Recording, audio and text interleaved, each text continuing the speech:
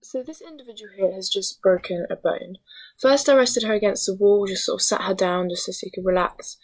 Um, I had to apply the Soltaps method to this injury. So S is for see, so I had to see the injury happen.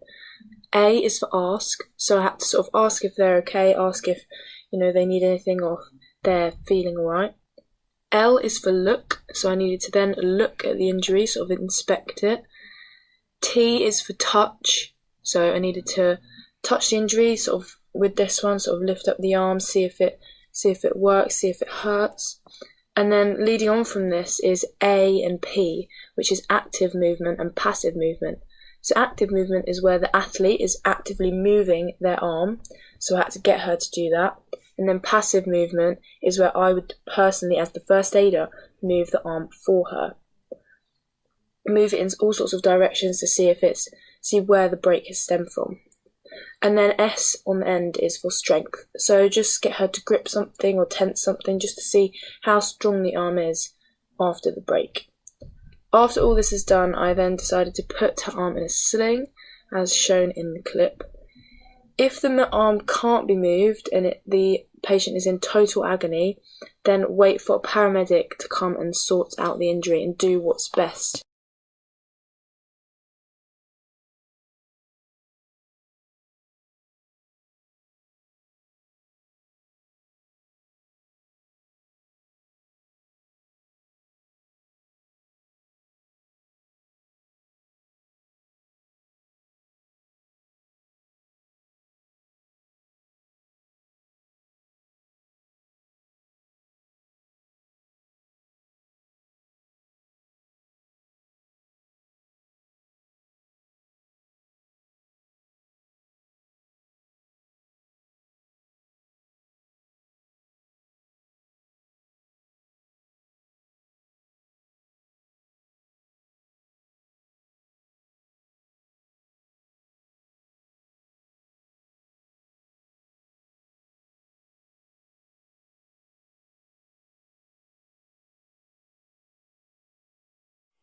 Doctor's ABC can be applied in this instance. The first one is D, which stands for danger. So always check the danger to you initially. You don't want to be putting yourself at any risk. Then check for any bystanders and then the injured person. Check if the danger could include looking for broken glass, equipment or other things that could pose a risk to yours and the affected individual's health. R stands for response. Is the person conscious? Do they respond when you talk to them, touch their hand, or squeeze their shoulder? S stands for send for help. Call the emergency number or ask someone to call 999 whilst assisting the individual. When the emergency service are asking questions to the person, make sure that you continue to keep an eye on their health and their well-being. Airway. Is the person's airway clear? Is the person breathing? If the person is responding, showing that they are conscious and their airway is clear, assess how you can help them with any injury or how you can make them more comfortable if the ambulance service is on their way. If, however, the person is not responding and they are unconscious, you need to check their airway by opening their mouth and having a better look inside to see if there's anything blocking their ability to breathe. If their mouth is clear, tilt their head gently back by lifting their chin and check for breathing. If their mouth is not clear, place the person on their side in a recovery position, open their mouth and clear contents, then tilt their head back and check for breathing. B stands for breathing. Check for breathing by looking for chest movements up and down. Listen by putting your ear near to their mouth and nose.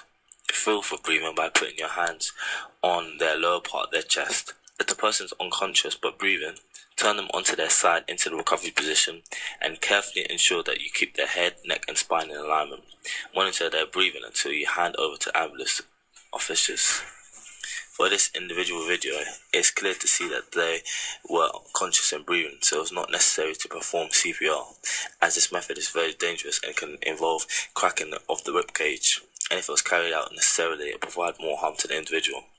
If, however, the individual was not breathing, CPR would need to be used, and when using CPR, you have to make sure that they are flat on their back and place the heel of one hand in the center of their chest and your other hand on top. Press down firmly and smoothly, compressing to 1/3 of their chest depth 30 times. After this, immediately give 2 breaths. To do this, tilt their head back gently and pinch their chin.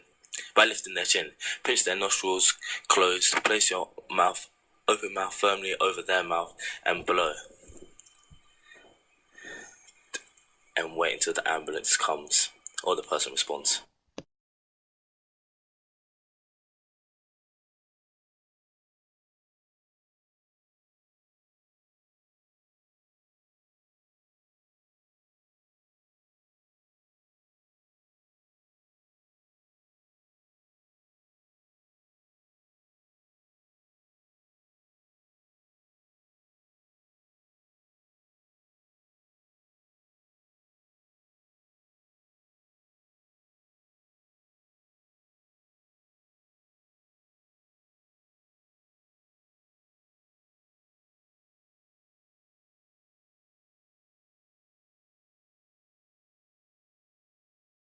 This video shows how an athlete sprains his ankle dribbling a basketball.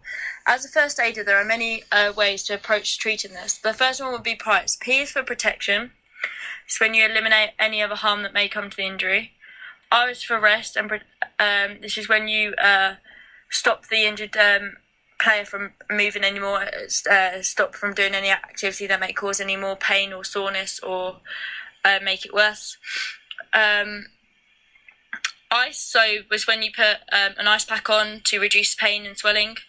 So you apply an ice pack right away and apply it for about 10 to 20 minutes. C is for compression, so this is the wrapping of the injuries.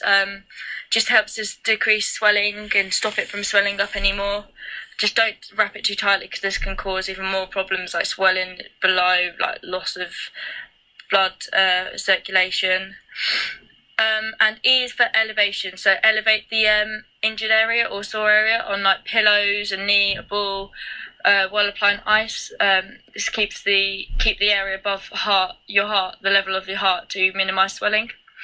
Another way of treating this could be salt tap. So S is for see the injury. So when you actually see the injury happen, so it allows you to determine the causal factor of the injury, as it will help you to establish the severity of the injury. A is for ask questions, so ask the injured player such as what happened, where does it hurt. At this point you should not touch the injury. L is for look at the injury, so look for certain injury signs such as swelling, bruising, bleeding and deformity. Assess the injury in accordance with what the player is answering about the questions you asked above. T is for touch the injured part, very gently touch the injured area to determine the severity of the injury. This step involves finding out whether the injured sports person experienced loss of skin sensation, any deformity or of any of the injured part, and where the pain and tenderness is in the injury. A for active movement. After assessing that it's not a major injury, the first responder can then ask the video to move the injured part, whether in a range of movement, will determine whether he or she is allowed to play again. P is for passive movement. When the player shows active movement satisfactorily, a medical professional will then can move the body part. If passive movement by the medical person hurts the player, he or she should not be given and allowed to participate and given more medical care. S is for strength testing. So this last step should be performed by the medical personnel assessing the injury and the player feels like he or she can continue playing. Then the final strength testing assessment should be conducted. In strength testing, the medical professional will provide resistance when the player tries to move the part. If it hurts, we shouldn't be allowed to participate. If it doesn't, then we might be allowed to play a little bit more. The way I treated this athlete, I had no equipment to help elevate the ankle, therefore I used my knee to elevate the ankle. I then applied ice with the help of my second physio. I also touched it to see where it actually hurt around the ankle and moved it a little bit, but found that it was too painful for me to move, so I stopped and then waited for other help to arrive.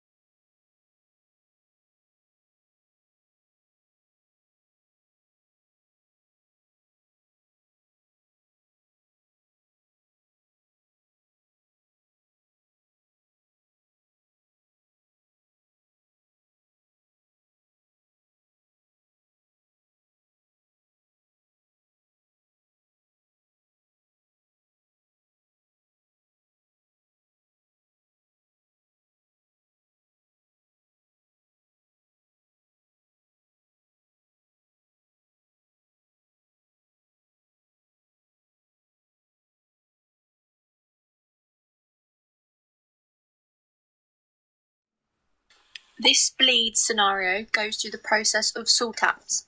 This video shows an individual that has got a bleed to the head by a boxing punch. The process that we use to treat this injury is by following SALTAPs. S is for see, so we see the injury happening. A is for asking, so you ask the individual if they're okay or if they need water or anything else. T is for touch, so we can touch the area around the injury to see if it is tender or hot. A is for active movement, in which the participants stretch out their own injury to their own range of motion. Whereas the P is passive movement, with you as the medical professional that pushes the limb over its range of motion a bit more, so you're trying to see if there are any limitations or difficulties with movement. Lastly, S is strength, so whether you can grip for a hand injury or tense, you are testing to see if the limb or muscle has any strength. In this scenario, the bleed on the head does not require APS, as it is part of the skin on the head.